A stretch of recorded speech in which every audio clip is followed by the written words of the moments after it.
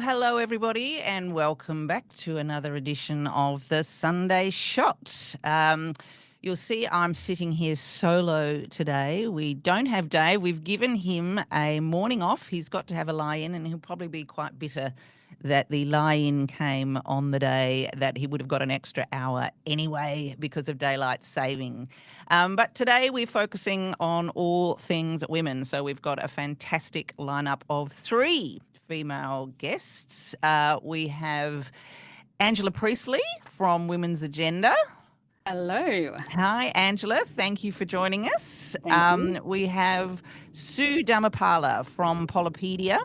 Hello. Hi, Sue. Thank you. And we have the fabulous Jess Hill, author, speaker, journalist, and who has just published the latest quarterly essay, Losing It, which we will be getting into later. Thank you all so much for joining us here on the Sunday Shot, our first all-female lineup. Good morning. Good morning. Morning to you all. Now, it is the end of the first full week of the election campaign. It's been interesting. Because the mood seems to be a little bit that things are firming up slightly for Labor, for the government, and that Peter Dutton has not done enough over the last 3 years, despite the polls that were looking good for him throughout the middle of the term and coming into 2025, that he now on the campaign trail, he's been found a bit wanting. He, as they say, hasn't done the homework. Angela, what's your take at the end of week one? On the mood. First of all, I can't believe it's only been 1 week. As soon as you said that, I was like, surely it's been like a month or so. So no, my take is I agree with you on that mood, but then at the same time, I also sort of think about all the spaces that we're not in and we might not be getting across the room in those other spaces as well. So I think in these times, it's just really hard to rely on any kind of polling to get a sense for what the room's looking like, especially with the fragmented media and the fact that messages are going in some places and not in other places, and other messages are appearing in those places and not in perhaps some of the places that we are in.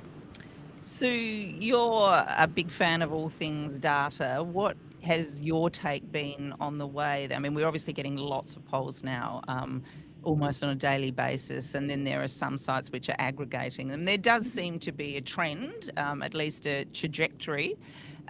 What is your take on that? The story around the gender divide, just this morning, a lot of the papers are reporting perhaps that's been overstated, and we're now seeing the dad vote, the young dads, breaking for Labor. Look, we are different from polling, so we actually analyse sentiment, which we think is a better predictor of how people will behave and what they're thinking. And the thing is, the same sort of concerns that we saw towards the end of the Morrison campaign in 22 are reappearing with Dutton.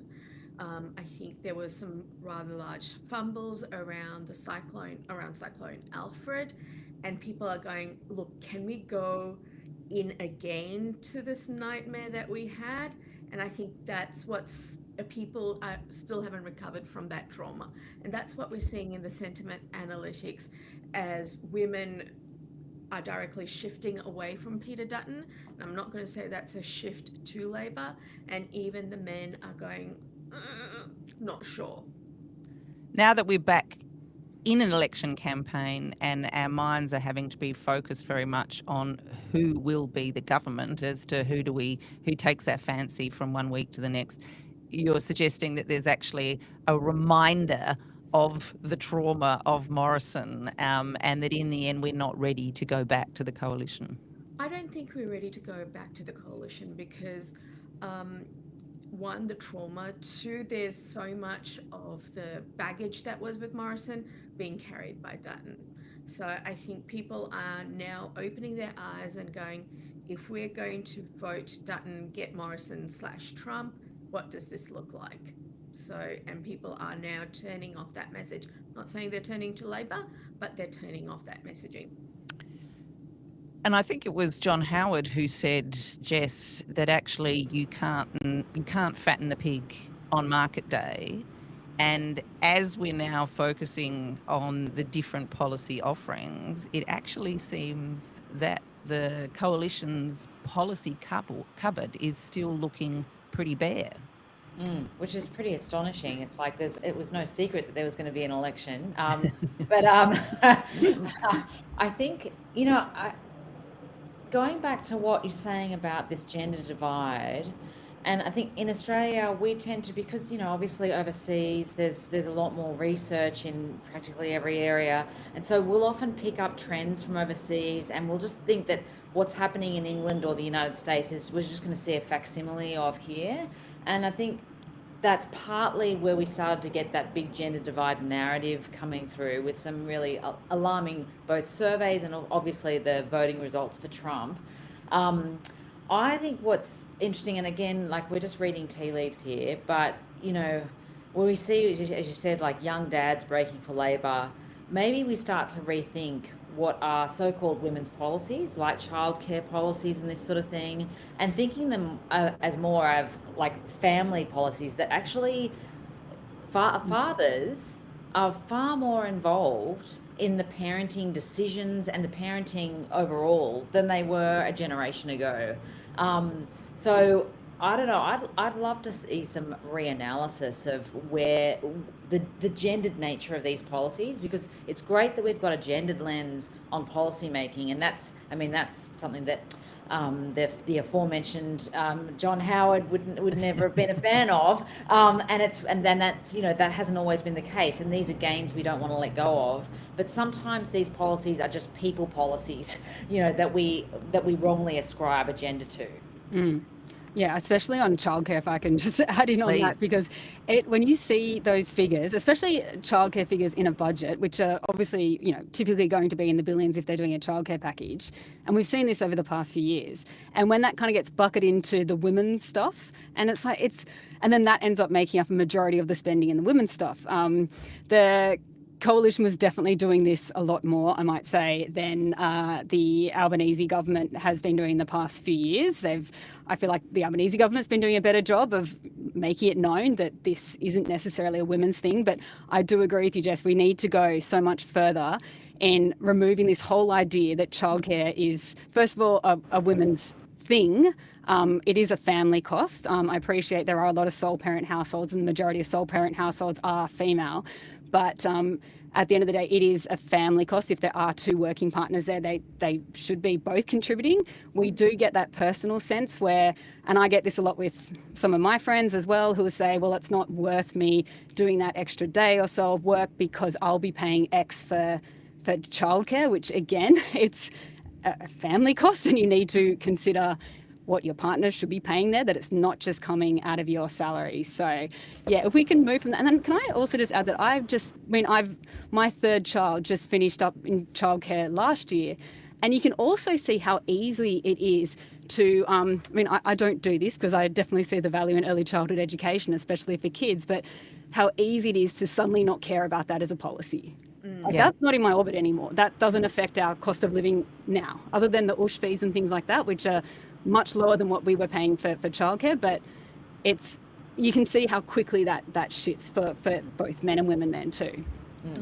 I think it's interesting because I'd be interested to get your takes on how the Albanese government has gone, because there really was a kind of a sea change between the way a lot of these broader issues were being dealt with and the fact that they were elevated and given a significance and importance in the Albanese government. Things like childcare, and much more investment in that, much more investment in the service industries and the care industries, which are such gender segregated industries when it comes to the workforce. So a real investment in the employees as well. That is very different from the approach that we had seen from the Morrison government, potentially because there just weren't that many women in the Morrison government, and we can come to that. Angela, what would your take be on how the Albanese government has gone in elevating some of these core issues, which are family issues, as you say, but traditionally do fall under the responsibility of women to deal with, particularly kind of the unpaid care issues, and actually substituting paid care for that instead? So first of all, maybe on the paid side of that, and maybe to talk about the care sector, Yeah.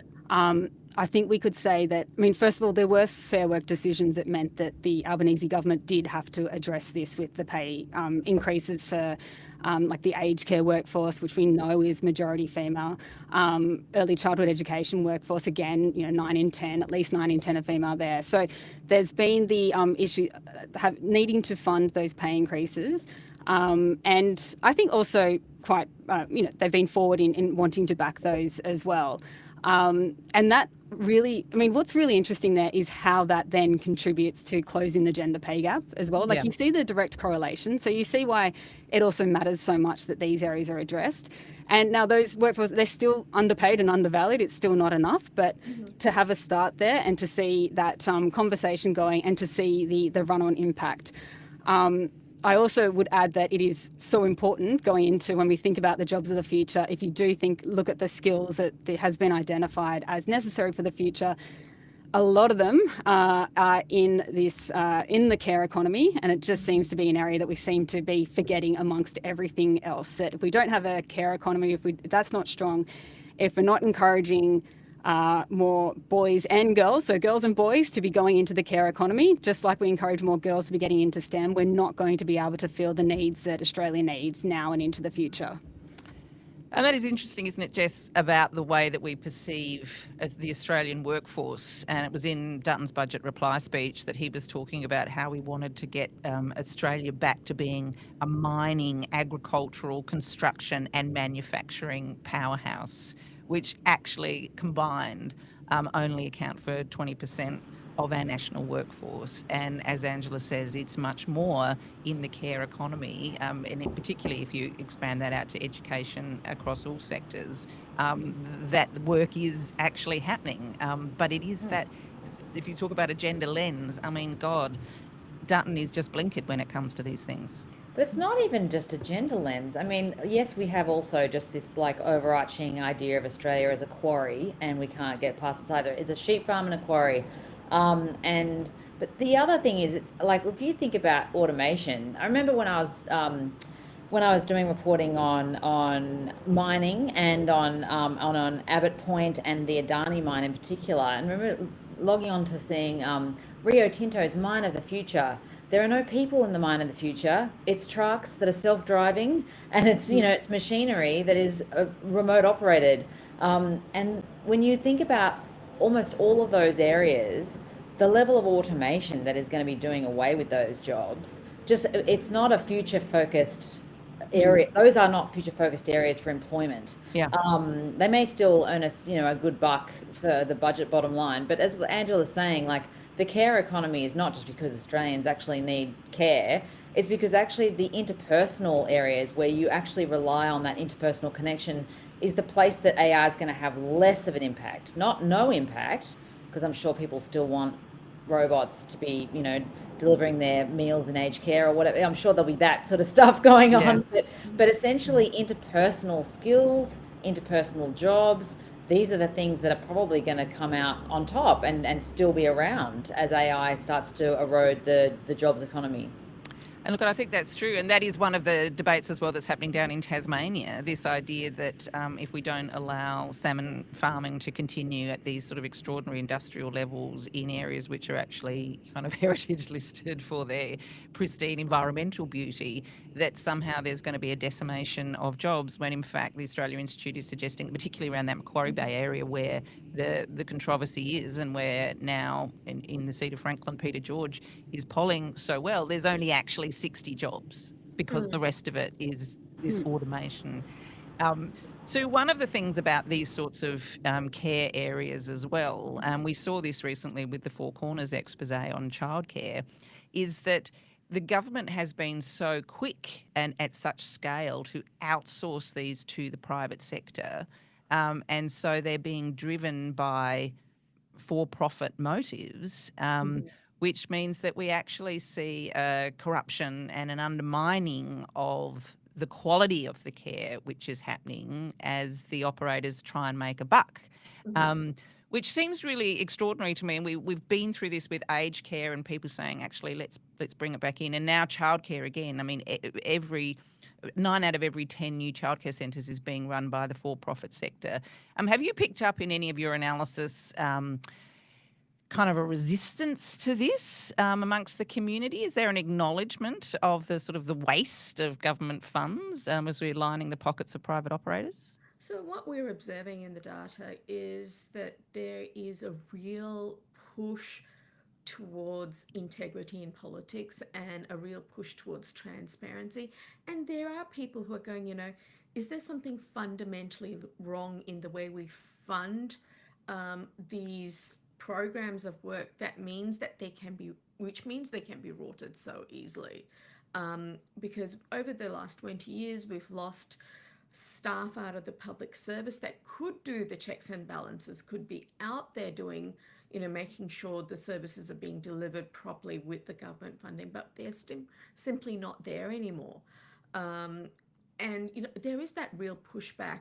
There is, I think, we've gone down this path of privatization in, public-private partnerships, but I think there's a real sort of, real revolt against that. We need to bring these back so that not only is quality assured, but we're getting better value for our money. That is a real sentiment that we're seeing across the board as well. And I think, we've had some conversations on the Sunday Shot about the possibility of governments getting more directly involved in the provision of affordable housing, because when you're handing over construction of housing to private developers, they're in it for the wrong reasons. And I guess this issue of housing affordability brings us perhaps more generally to the question of inequality and poverty around housing security, and the way that sort of disproportionately can impact on women and particularly on single parent households. As you alluded to earlier, Angela, they are overwhelmingly led by women. And the failure of the last budget in particular to raise the rate of some of the social security payments, when all of the recommendations coming from their economic inclusion advisory committees and so on has consistently said this is the easiest way that you could address some of the most extreme poverty in Australia at the moment. Is that right? Sorry, Angela, I was throwing to you there. No, I was really disappointed in that as well. I mean, I know there's been more conversation about it in the election campaign since, but agree. And we saw the difference that it made during when we look back into COVID, and we saw how when people were immediately lifted out of poverty almost overnight because of the increases in those payments then. So it's not beyond our imaginations to figure out how to do these things. And 100% correct in saying that, when we talk about anything around the cost of living crisis, I was actually just looking at analysis from tariffs globally and looking at what, who's going to be worst affected, and even into the US, amongst Americans. They're looking at the worst affectants are going to be women of sole parent households because of the sheer inequality that exists and the difficulty in being able to access and retain work and get the hours needed to be able to keep up with the household expenses, and just the amount of your weekly income that is the proportion of that goes to spending on basic household goods. So really, if we get to inequality and wanting to bring more families out of poverty, again, the majority of which are in these sole parent households, which majority of which are women, this would be the way to do it, and it would make a dramatic difference to the lives of those children and to the parents in those households too. And we'll go to our interview with Ashlee Donohue from Mudgin-Gal Women's Centre in Redfern in a minute. Before we do, Jess, it was those sorts of issues around government support payments that Anne Summers' study really, the analysis that she was doing was connecting the dots between the poverty in which a lot of single parents in particular, single mothers in particular, were languishing, and their inability to leave dangerous and violent situations, even when they had screwed their courage to the sticking post and were getting ready to break free, often they had no options but to return. And I think, the shocking numbers that came out of that have been just sitting in the personal safety survey since 2016, undiscovered, was that 60% of single mothers were survivors of family and domestic violence, and 50% of them, after having left, were living in poverty with their children. And so when we think about single parent households and single mothers, you really have to be thinking about the sorts of policies that work for them are family and domestic violence oriented policies. The number one reason why women didn't leave is fear of destitution. And I think that data says that's a reasonably well-founded fear. And I think what's really, I guess, compelling and should really arrest any policymaker in this area is that these women were not, by and large, living in poverty before they left. And they weren't living in poverty before the violence. The violence caused the poverty, not the other way around. And that's why Dr. Summers called that report the choice, violence or poverty. And that choice has become, I think, even more firmly entrenched over the last few decades. If you look, go back to Whitlam times and the sorts of benefits that were there for women who wanted to leave, and how the Whitlam government even made it possible to leave, ending the whole introduction of no-fault divorce, all of those things. Now, when you leave, obviously housing, the domestic violence sector has been banging a drum about housing for so long. I think even before it was really high on the national policy agenda, they're just like, that is the protective element, and I guess I've been interested to see a bit about what Rebecca Huntley's saying, and many others are saying, in terms of really people's loss of faith in the idea of a fair go comes back to that availability of housing, or the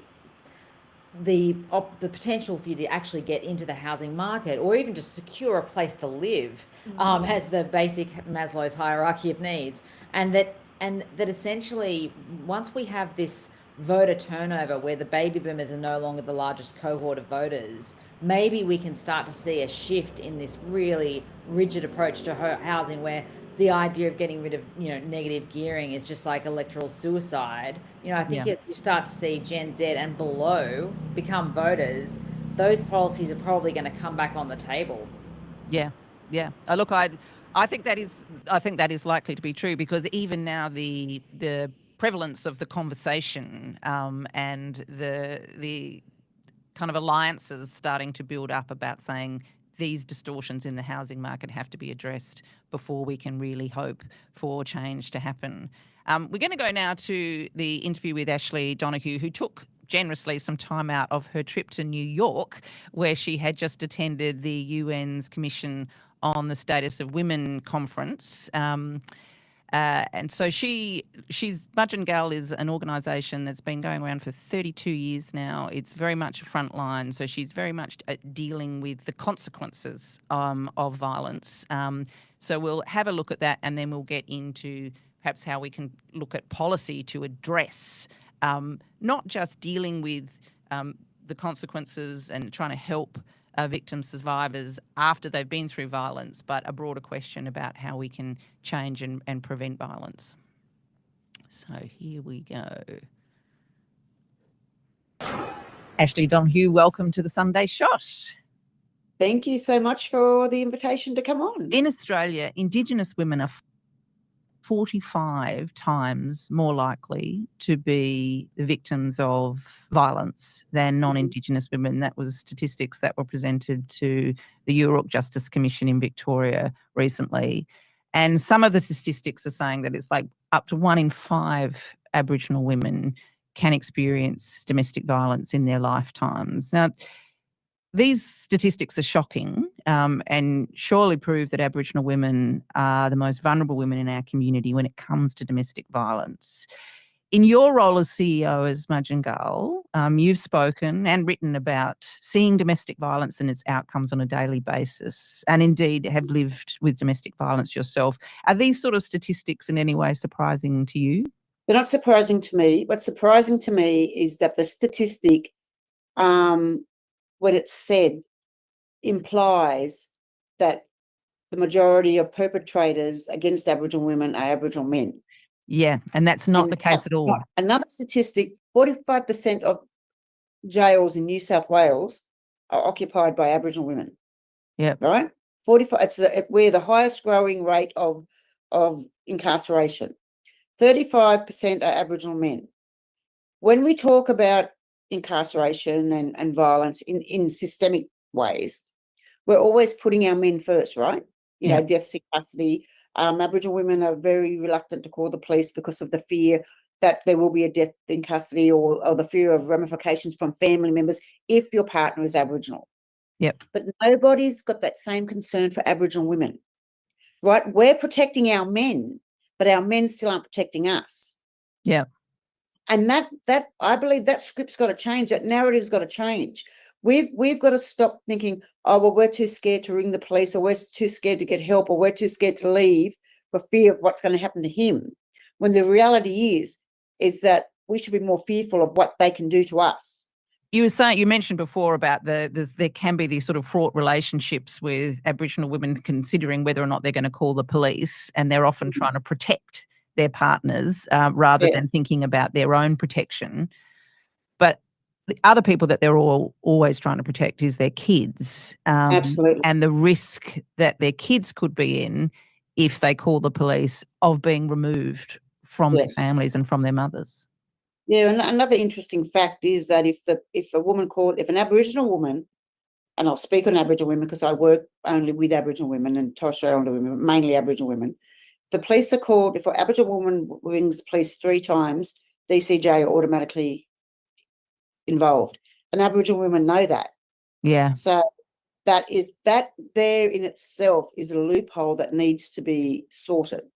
Yeah. So as a mother, you're going to think, I'd rather just take a hide and then have my kids removed. And that's not saying that those kids aren't safe, you know, that they're not in harm's way. Yeah. You know, if there's violence in a home, those children are victims of violence too. I don't care what anyone says. You know, they don't have to see the violence to be affected by the violence. They can see the aftermath, they can feel the energy, they can hear it. Yeah. And that'll still affect those children. And I know that from my own lived experience, because the night where I thought I was going to die, that was the first time the father of my children had ever assaulted me in the home environment, right? We were staying at my mother's. It was a hostel that she was the manager of. And my son would have been about 5 at the time, and he got in trouble at 18 years old. And the lawyer asked him, oh, did you grow up in domestic violence or any of this? And he said, oh, I never seen Dad hit Mum, but one night I seen Mum covered in blood. And it was that night. And I never knew that. I never knew he seen me. He never said a word. So that little boy carried that with him for 13 years before he ever said it out loud. Yeah.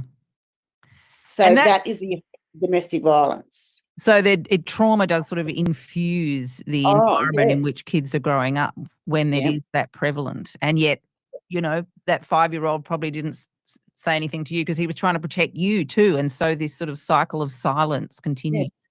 Yeah. And that's the thing. And so that little boy was in that violent relationship with me. And in all my healing, that was the hardest thing for me to acknowledge and to accept, you know, my part in that trauma. Yeah. And that's why I think that there's so many women that will go back, or there's so many women that will find the lightness in other relationships, and so they'll go from one violent relationship to another. The issues around leaving are obviously incredibly complex from an emotional and psychological and cultural point of view, but also quite practically from a financial point of view, from a safety point of view. Are there resources that exist for Aboriginal women, culturally appropriate resources to help Aboriginal women, or do they confront this sort of systemic problem when they try and break free? Oh, there's so many Aboriginal women are behind the 8 ball in all things violent. the organisation where I'm the CEO, Mudgin-Gal, we, for the first time, we've been around 33 years this year, and last year was the first time that centre ever got money for domestic violence from the government. We've never been funded for domestic, family or sexual violence in the 32 years of existence. We've survived on philanthropic money and just doing the work because we're there. We have Aboriginal women in the Redfern, Waterloo, in inner city area, I'll say all over Australia, that'll drop into, because we're a drop-in centre, that'll come to our centre rather than go to the police. Some women just want to come and sit for a minute. Yeah. And just have a moment. And the thing is that with funding that is given to Aboriginal organisations, they give enough funding for a worker, but no resources for the women that you're working with. But with this new lot of funding that we have received, we're now able, because some women just want cameras and a screen, like a security door. Yeah. You know what I mean? Like a front and back security door. That's what some women want. Some women just want to be in a motel for a couple of days. That's why my dream is to have the 6 units, right? And 4 of them will be, women can't stay longer than 3 months and not allowed to be in furniture or any of that. But we will help them there and work with them to get housing and everything else. The other 2 units will be for women that sometimes just need a break. Yeah. They just need a moment because you got to, when you're in this space, and I say this to everyone that comes and works at Mudgin-Gal, who, we all want our women to be safe. And that I'll just leave him. We all know that's not the right thing to say. So I tell all the workers that do this work, you got to remember there's a 50-50 chance that she will go back. Yeah. Right? And that's her choice. The big government saying is women are the experts on their own life, right? So if they choose to go back, that's their choice. But what our choice is that if she chooses to leave again, we're still there. Yeah. We don't judge. She can come back 100 times and we're still there. Because what happens in a lot of these organisations is if the woman comes back the second time, then there's this, oh, well, what are you doing? Like, we did all this work. We've done all this help for you. We can't do that again. So if she goes back, do you think she's going to go back to that organisation again for help? No. So what happens? She stays. So with that 50% that leaves, there's 50% that stays. And they're the women that are getting left behind. They're the women that are being murdered. They're the women that are turning up, at hospitals and whatnot. And yet there's still that gap there of people setting up programs and initiatives to help the women that do stay. Because it's not our job to judge them. It's our job to help them in our capacity to what it is they need. Yeah. And often, as you say, it's very practical things that they want, whether it's like cameras, security cameras for their doors, or somewhere to sleep that night, or just somewhere to sit for a few hours and have a break. Or a new phone that's been broken. Yeah. Yeah. But domestic violence has gotten too complicated. I believe that there needs to be one definition of what domestic violence is Australia-wide. Yeah. And regardless of if you're in the Northern Territory if you're at the North Shore, if someone is assaulted, the consequences are the same. If an AVO is placed, so should an ankle bracelet. It shouldn't be for excessive DV cases, because who's to know that the first time won't be excessive? Yeah. No. So if there's an AVO doesn't give you a criminal record, and nor does an ankle bracelet. What that does do is put the shame on the perpetrator instead of the shame on the victim. There are also some kind of terrible stories of where women have called the police and sought help in extreme situations. And part of Mudgin-Gal's ethos is that if, sometimes you just need to call the police because you are at risk. But then when the police turn up, it's actually the women that they end up arresting, whether because the male successfully says that it's the woman who's been the perpetrator, or for small matters like unpaid fines and things like that. This is my issue with coercive control, because when police officers get called for coercive control, there's a checklist. Who's verbally abusive? Who seems out of control? Who's hysterical? Yeah. Men have the ability, when police come, that's if they're there, if they're still there, to pull themselves together. But women who have been, and I've lived this, who've been through a violent episode, all of a sudden you feel, okay, well, I can say and do what I want now. And then the adrenaline kicks in and you become like aggressive yourself because of what's just happened and no one's listening to you. So Aboriginal women, they're the ones getting chucked in the back of the paddy wagon. You know, with coercive control, there's all these safety plans, you know, have a spare phone, have some savings. A lot of Aboriginal women, when they leave with the clothes on their back and their baby on their hip. Yeah. You know, so there's such a difference in you know, domestic violence. It doesn't discriminate. I'm not saying that, but for Aboriginal women, there's so many different complex other situations that can arise that don't for non-Aboriginal women. And until we take that into consideration, and you know, I'm of the belief if Aboriginal women aren't safe, then no woman's safe.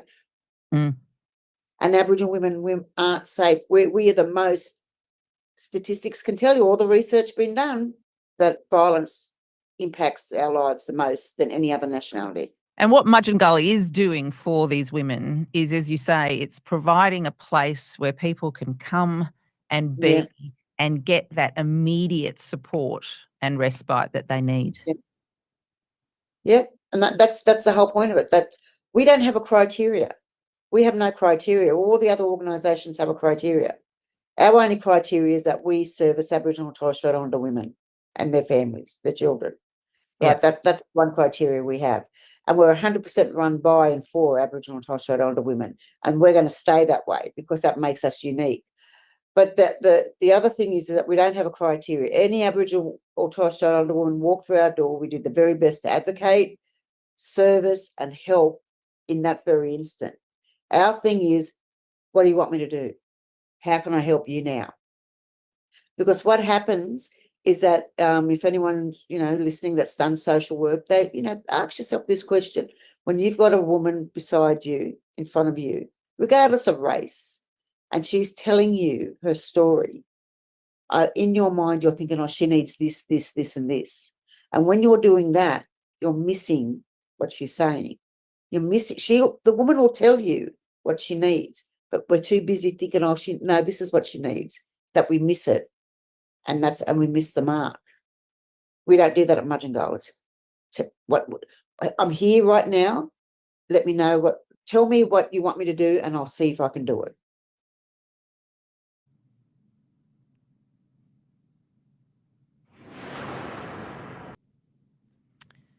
So, Ashlee, in her with her organisation Mudgin-Gal, they're dealing with the immediate aftermath of violence, sometimes literally mopping up the women who present themselves there for help. A lot of our conversations at the moment, Jess, have been focusing on how to deal with how to deal with victim survivors, rather than how can we stop the violence from happening in the first place. And prevention policy around violence has focused a lot on long-term issues, with the assumptions that we need to work towards gender equality and respect for women in the broader sense before we can tackle the source. But you argue in your quarterly essay that this approach cannot work in isolation and is leaving women at risk. Yeah, and I just also wanted to reflect on what Ashlee was just saying about how we often can't hear what victim survivors are telling us, and that we selectively listen. And I promise I am actually answering what you've asked. And part of that is when victim survivors say things like, I can't leave for all of these reasons. What do we do? Do we see her as failing to do what she's supposed to do? When she says, he really lays into me when he's drunk, and when he's not drunk, everything's fine. Do we say, yeah, but alcohol doesn't cause the violence? There's a lot of sort of preconceptions that means that we selectively listen to victim survivors, and we take what they say that suits what we want to do, and we just select those bits as the most important, and we discard the rest too often. I think in terms of the broader approach, I mean, the last decade of my life, which makes me a rookie in the area of violence against women advocacy, has been really dedicated so strongly to educating on coercive control, to empower victim survivors, and to health sector response.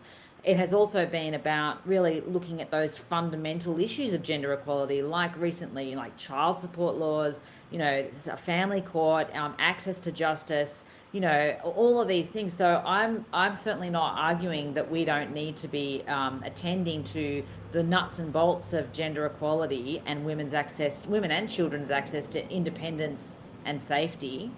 But the approach that we've taken since 2010, when we talk about gender equality and upending rigid gender norms, has been, for me, far too homeopathic. And by that I mean it's sort of like, it's like this trickle down, there's vibes. There's a lot of vibes and sort of, attitude change and sort of, trying to educate and hoping that once you educate, people will change their behavior and this sort of thing.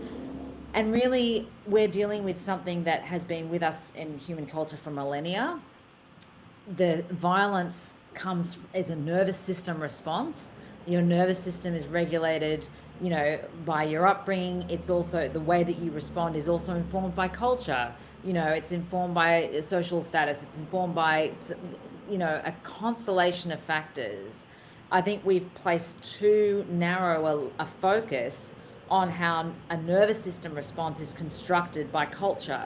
And we've said, like, if we just attend to the culture and we make the culture more equal, or we get dads more interested in the washing up, or that sort of thing, then we're going to see this trickle down effect onto like reducing violence, where we're going to see harmful alcohol use won't be as bad because we'll have taken out the harmful masculinity surrounding it, that really inflames it.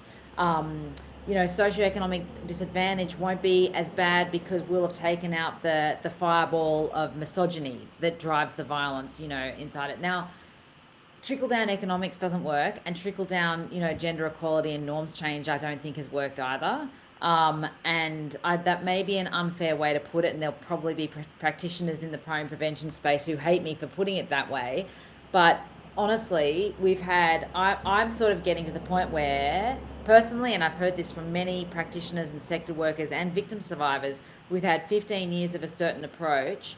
Not only are we not seeing improvements, but we're also seeing among young people who are supposed to have benefited the most from the past 15 years of advocacy and awareness and education, their stats, particularly on sexual violence, are getting far worse than we could have imagined. Where now adolescents are the most common form of child sex offender, where they've overtaken adults as the most likely child sex offender against another under 18-year-old. And I just feel like if we are not seeing improve, and we're also not seeing a smaller number of children growing up with family and domestic violence, but we still have more than 4 in 10 kids growing up with family and domestic violence in Australia, if we're not seeing improvements on that front, we're not reducing violence this generation. We're certainly not ending it anytime soon. And we need to grapple with what the evidence is showing us about what is and isn't working, and not see things as we would like them to be, but be really cold and clear-eyed about facts as they are. Well, I think that's right. And you talk about in your essay as well, and I'll ask you to comment on this, Sue, is the Nordic paradox, that if it was as if you could reduce violence by boosting equality, then in those countries where there is greater equality between men and women, particularly around the Nordic countries, you would see less violence. And that is, in fact, not the case.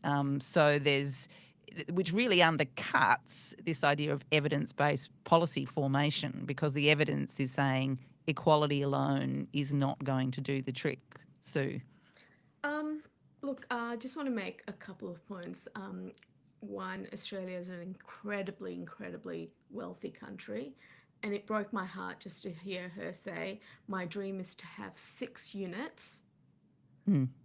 That is flooring me, right? Her dream is to have 6 units. Surely we could have 600. We're an incredibly wealthy country, and we can do that. and that's within our reach to do that. And the second thing around the Nordic paradox is that we are not looking at the we've got societal factors, and I love, Jess, that you've brought in a psychology perspective around why we are looking at trauma, intergenerational trauma, and how we let that keep on going every single time.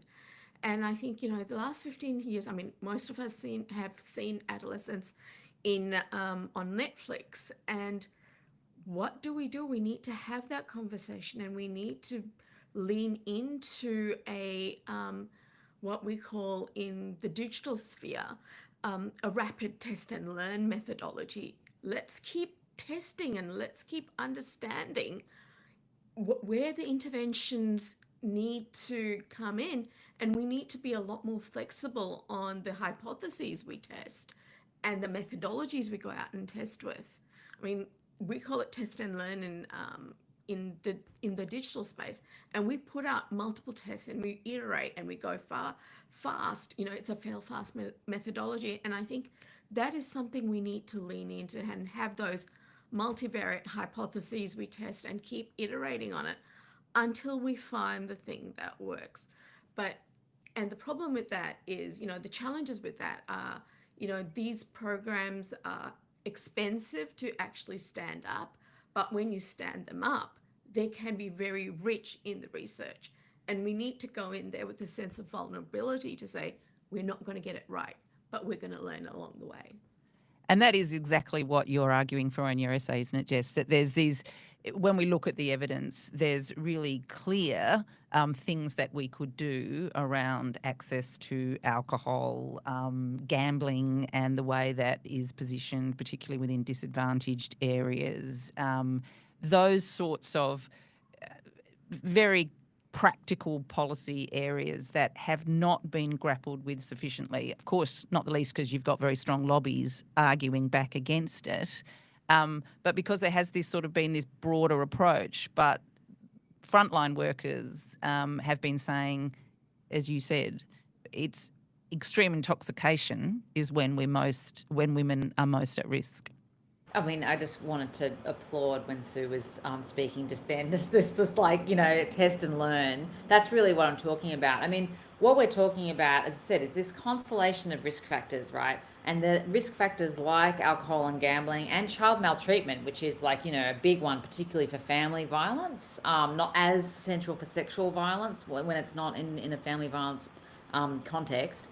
But what we can see is literal, you regulate alcohol, and Aboriginal advocates have been doing this, par excellence for decades, and showing how when you regulate alcohol, you can have immediate reductions in violence.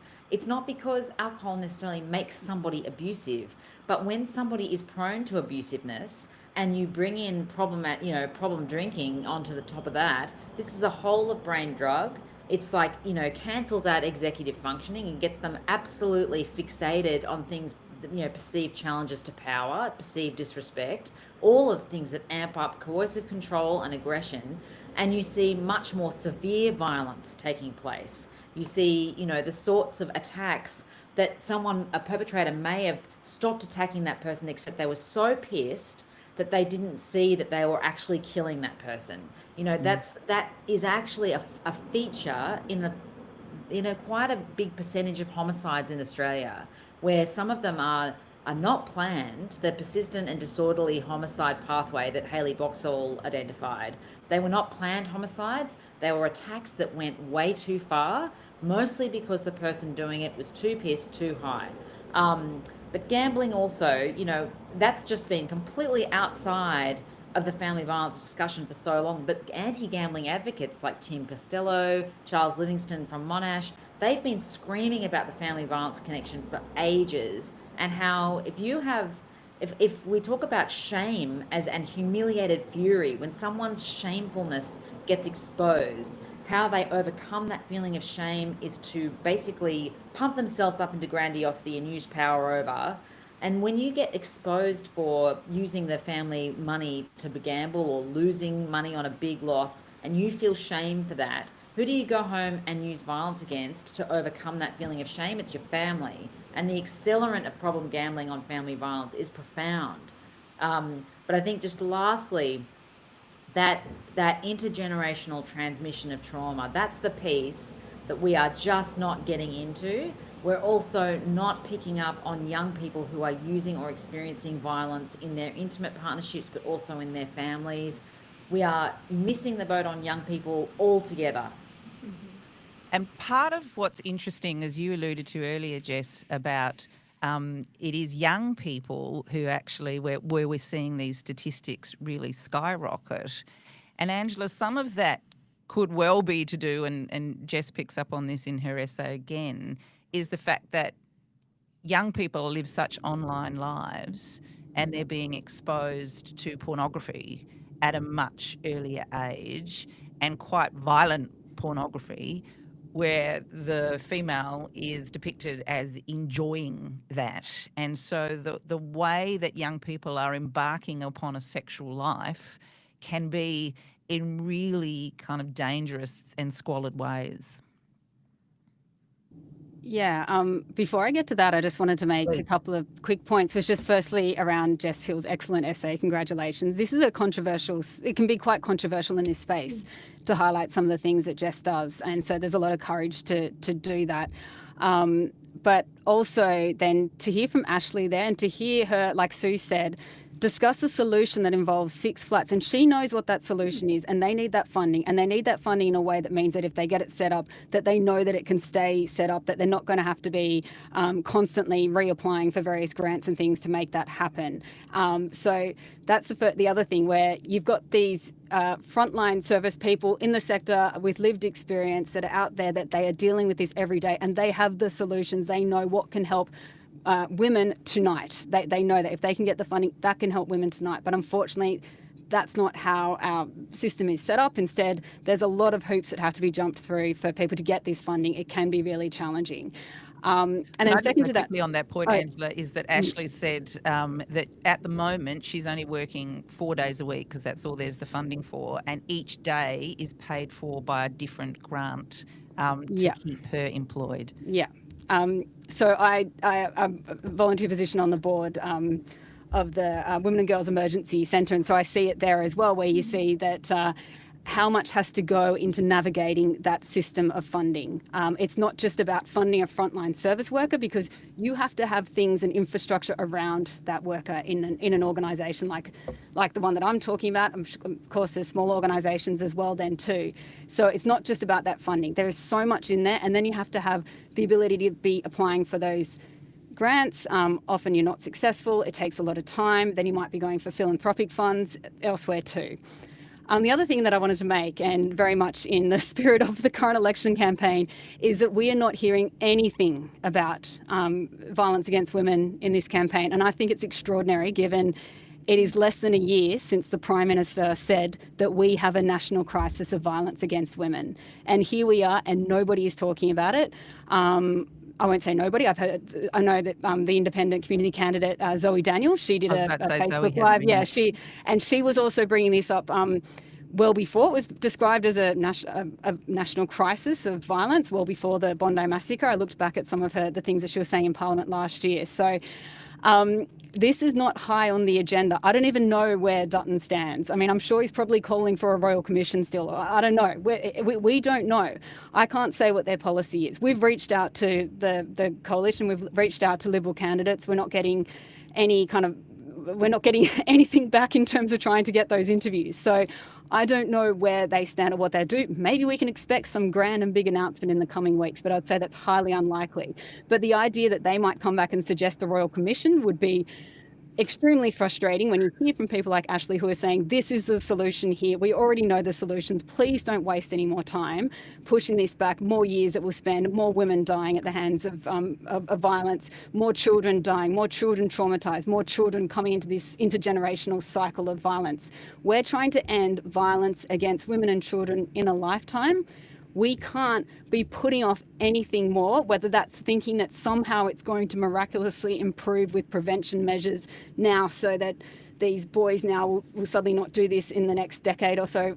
That's not going to happen. We need to be funding it appropriately now. And I think that you could also make a really strong business case that can go back to all these various cost of living measures and things, where we can see how this will be incredible value for money spent. Even pushing aside the fact that, in New South Wales last year, half of the homicides were domestic violence related. So just to think about that as a stat, if Peter Dutton wants to be out there talking about national security, let's talk about the security and safety that we need at home. I mean, you raised that point specifically, Jess, don't you? That early investment in families to try and keep families together, particularly, keep kids with their mothers, and break that cycle, just saves extraordinary amounts of money later on, whether it's through health, welfare, or indeed criminal justice system. Yeah, I mean, Antoinette Braybrook from JIRA, the Aboriginal Family Violence Legal Prevention Centre in Victoria, she talks about the fact that, a lot of Australians think when they hear that a child is removed, they think it must have been really extreme, that there must have been an extreme reason for that child to be removed. In too many cases, actually, that could have been avoided with some simple support for the family. And you see that in report after report. The economics of it they just don't add up, right? You can see like $400,000 for the average child removal. That's not counting everything that then goes on when they have to go into residential care or the payment for foster care. You have over $1 million for jailing a child. And so often we see children who are removed into out-of-home care, they become what we see, this crossover cohort. There's much higher likelihood they'll end up in youth detention.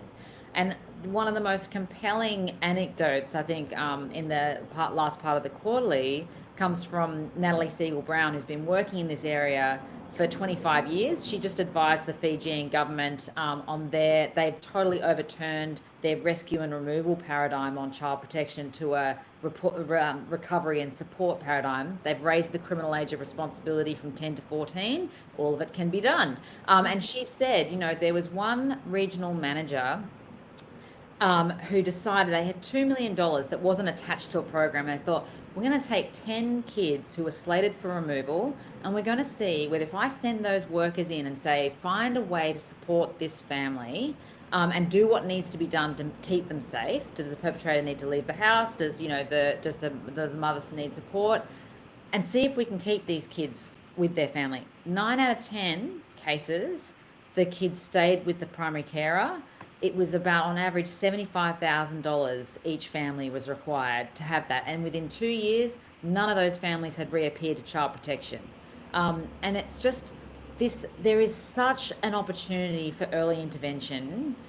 It's nuts that we don't do it. And when governments say, well, we're fiscally constrained, we don't have the money, that's just bullshit. They spend money badly. They spend money on creating trauma instead of helping trauma recovery. And if we were to do an analysis of the amount of money that goes into bad responses, I think Australians would be shocked.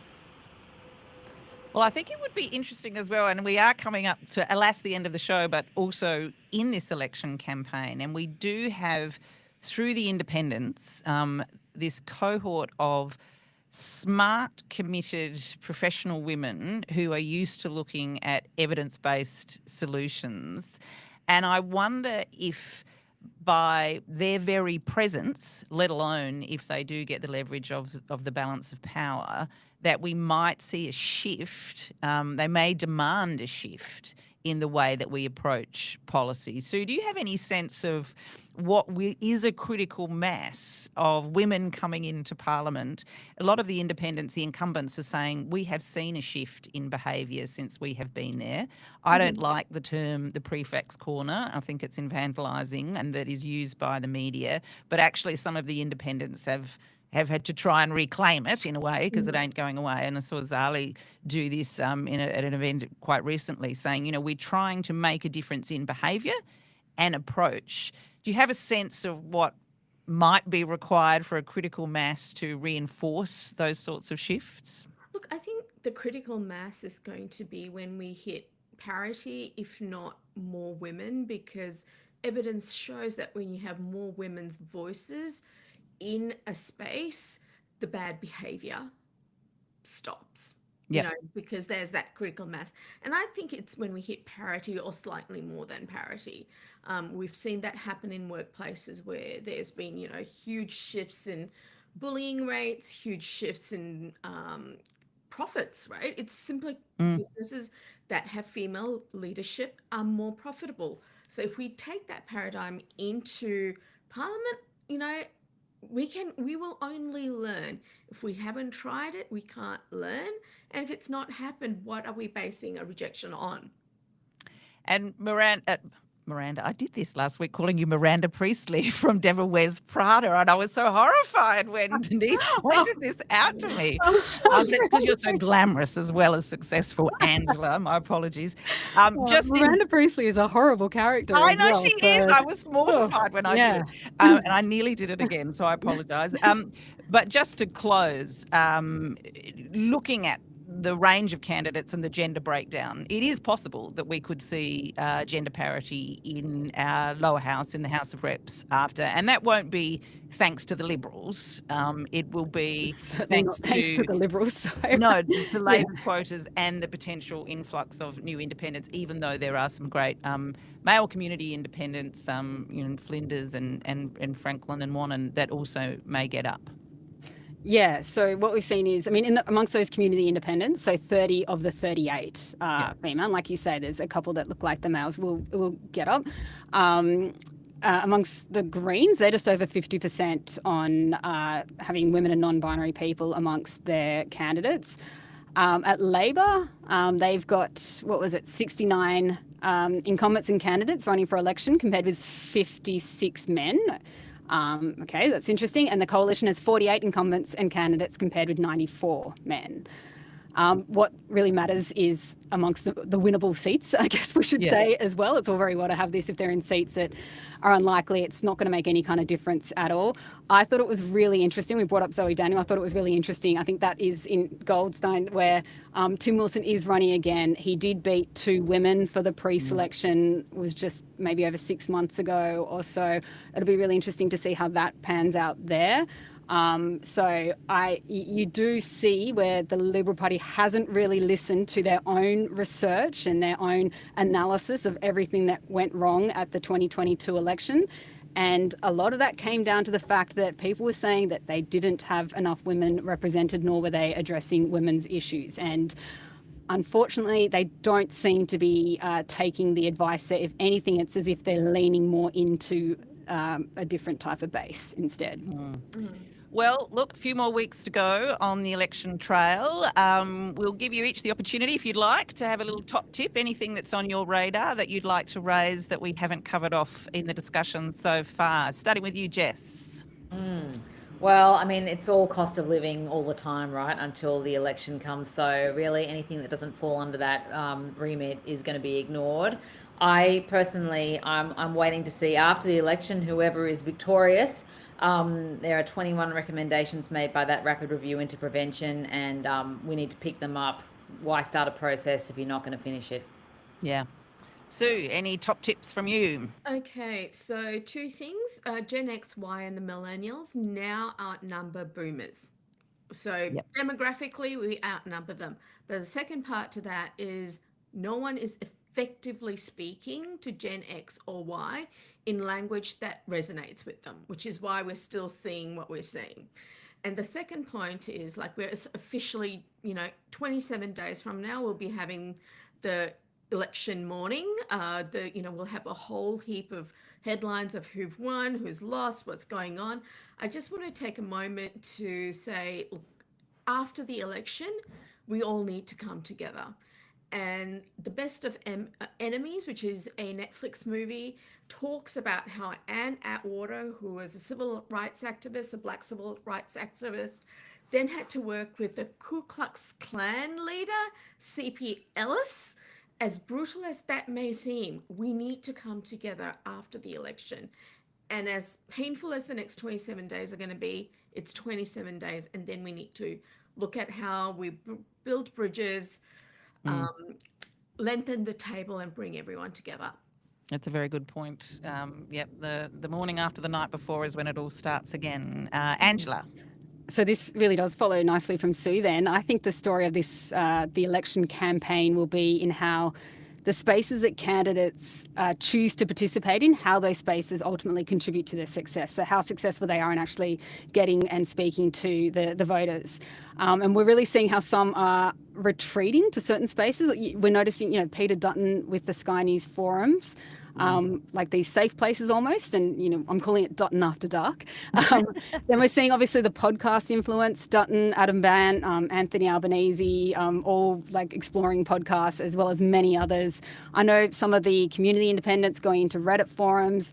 In the seat of McKellar yesterday on Sydney's Northern Beaches, Dr. Sophie Scumps held a music festival with Lime Cordial, which I thought was really interesting. She had all these musicians attending. She was trying to attract a really young, like thousands of people there. It's Akana Murray Bartlett. She's starting a 120-kilometre run on the Gold Coast. Again, really interesting to see how that plays out.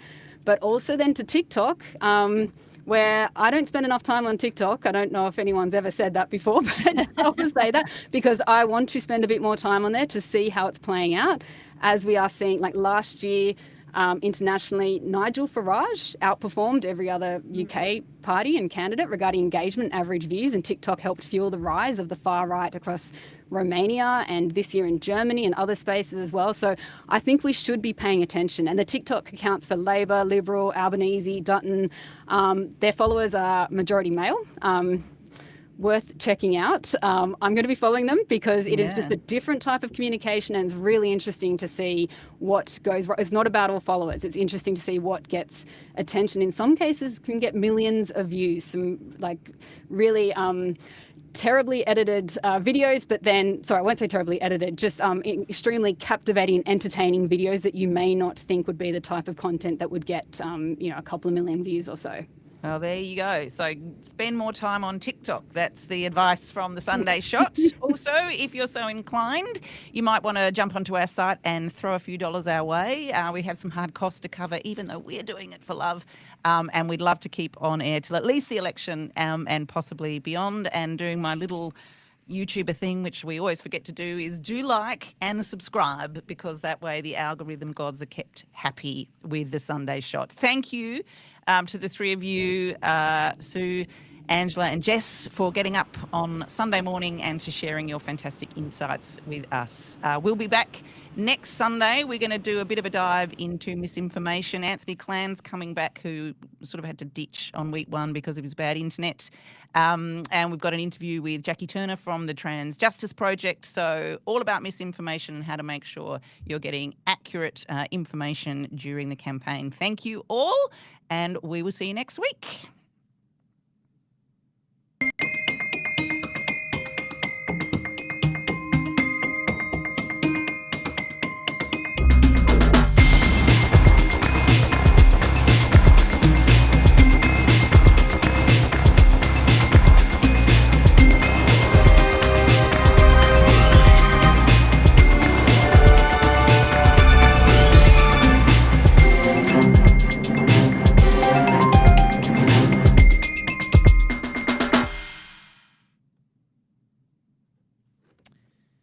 Done. Thank you all so much.